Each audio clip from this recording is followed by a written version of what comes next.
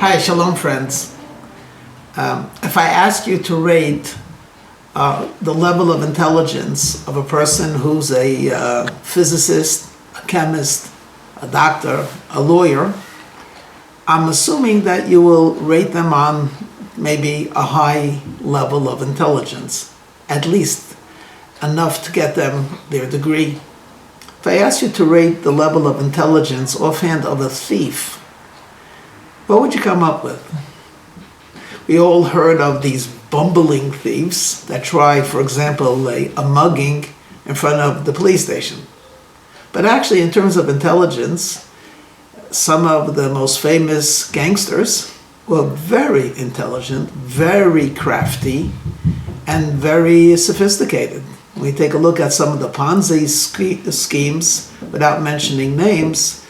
This is remarkably ingenious. I mean, shell companies and false IDs and websites, all presenting a picture of great wealth and industry, and it's all zero.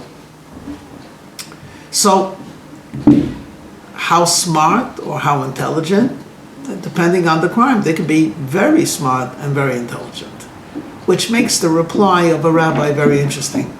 Someone mentioned to a rabbi about how smart this and this thief is. All of the intricate ideas that went into milking money out of people. And he ended off by saying to the rabbi, pretty smart, huh? The rabbi really just said, a real fool. He said, Rabbi, you ain't a real fool. He managed to convince tens of thousands of people who are very accomplished and very, very intelligent and worldly. He managed to convince them of this lie. How could you call him a fool? He said he's a real fool. Why? Because no person can make money, or certainly possess the money, retain the money, unless it's decreed in heaven.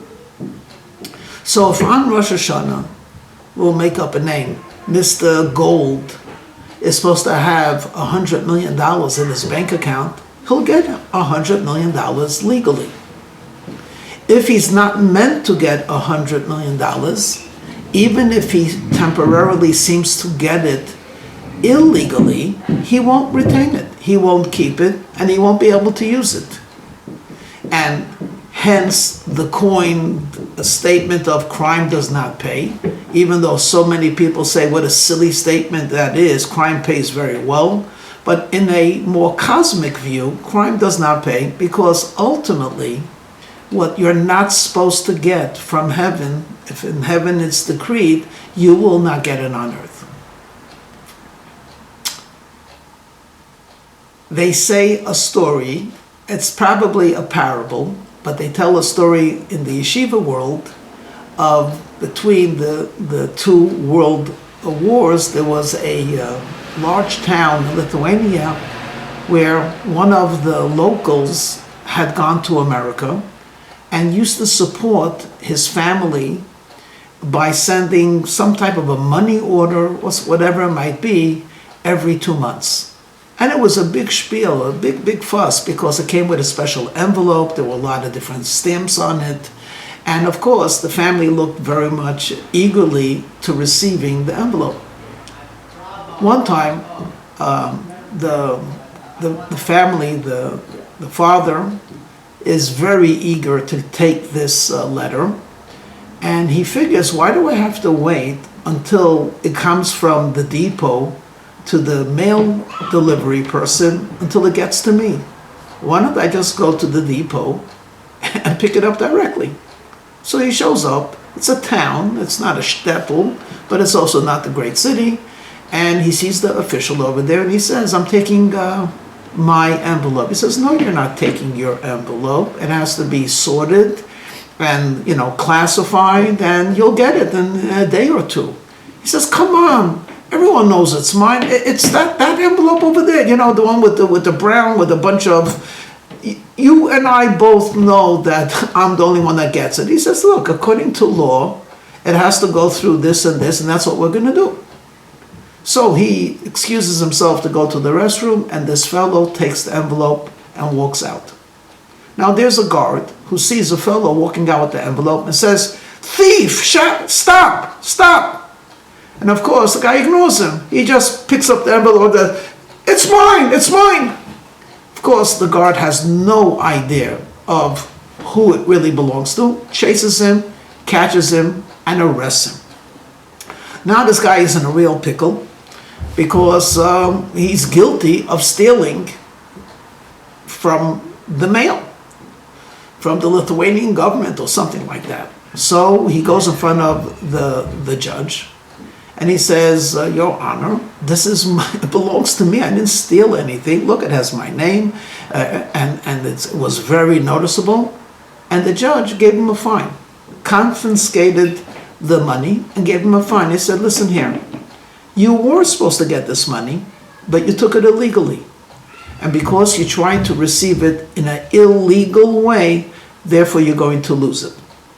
So in the yeshiva world, they used to say, that's a thief. If he's supposed to make the money, he'll make it. He'll get it. But he's trying to do it faster. Or he's trying to get it through a shortcut. You know what? Not only will he not be successful, but what he's supposed to be getting, he'll lose as well. And this brings us to, why am I speaking about it now? Well, for the last 2 months, us in the Bay Area, approximately 2 months, have not been going to work. Those that have been working on a modified schedule.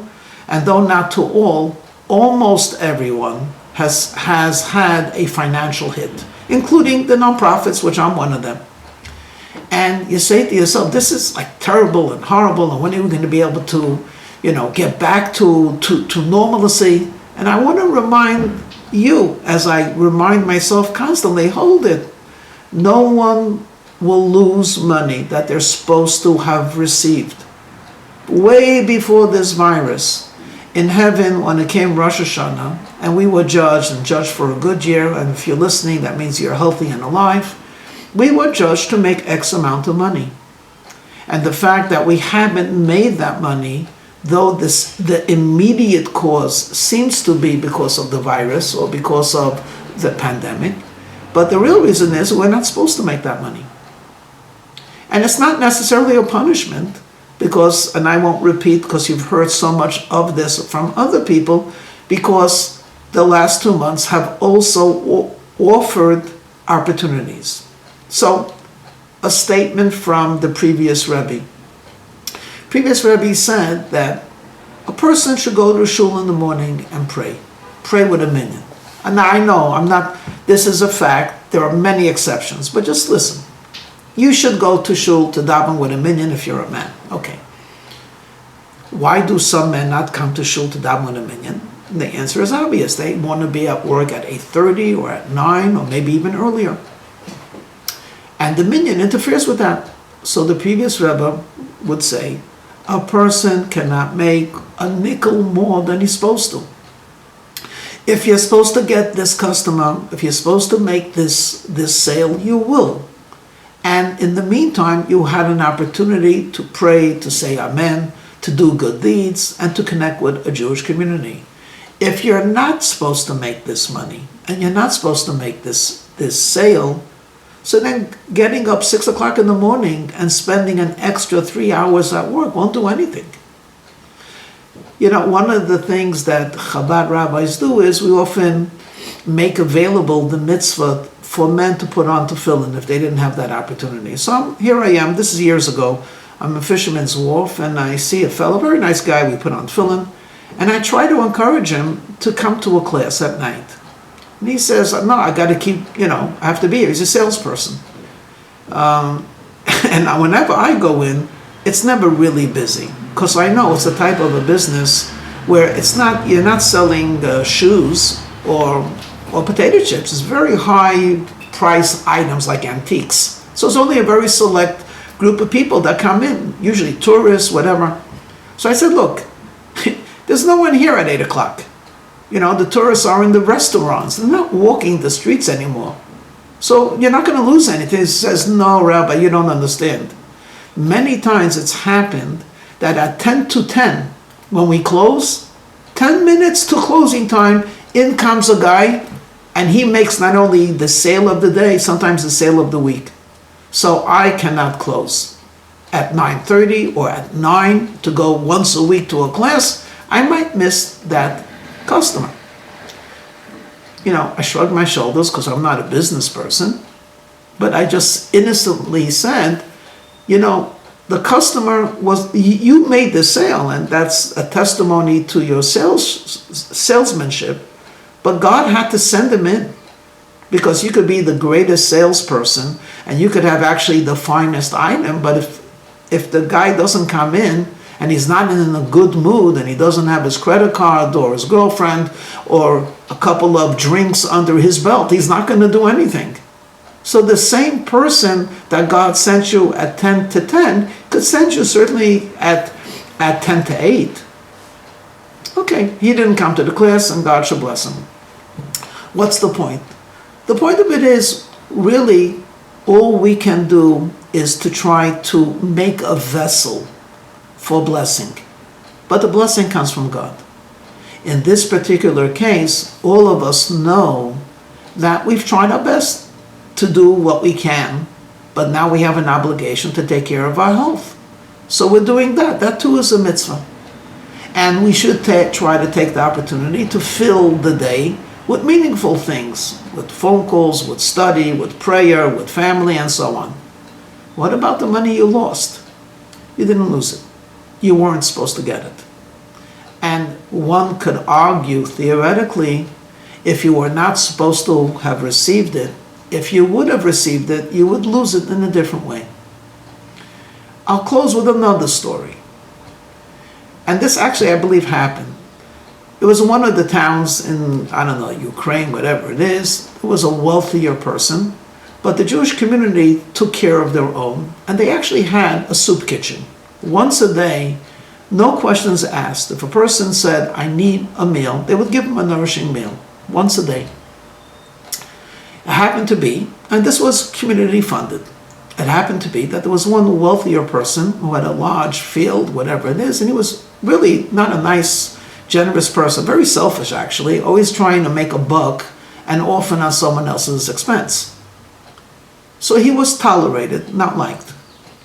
One day, a poor fellow comes to town, and sadly, he had once been a business person, lost everything, was in debt, and figured he's going to try to appeal to the generosity of Jews.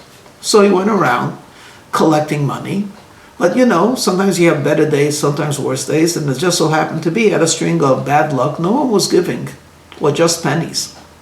So he shows up in this town, and he sees the rich man's house, and knocks on the door. What is it? Oh, I was once a rich guy, I need some help, can you assist? So the rich man looks at him and says, tell me something, would you work for money? He says, at this stage I would work for a meal. He says, fine, go in the back. There are people collecting tomatoes or whatever, or strawberries, and put in 2 hours and come back to me. Now this guy is not used to bending, but after all, he's hungry. He goes out, he works for 2 hours, and then the fellow says, please go down the street, make a left, there's a house, and ask for the meal, they'll give it to you. So he goes to this actually community house that's serving for free. It's a soup kitchen, but he doesn't know that. So he sits down to a meal. While he's sitting down to the meal, he goes, "Oi, my back."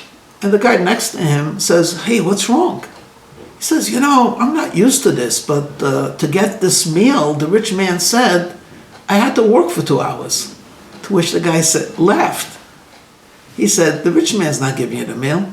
He could have showed up a half hour ago, you would have gotten the meal. He just milked you.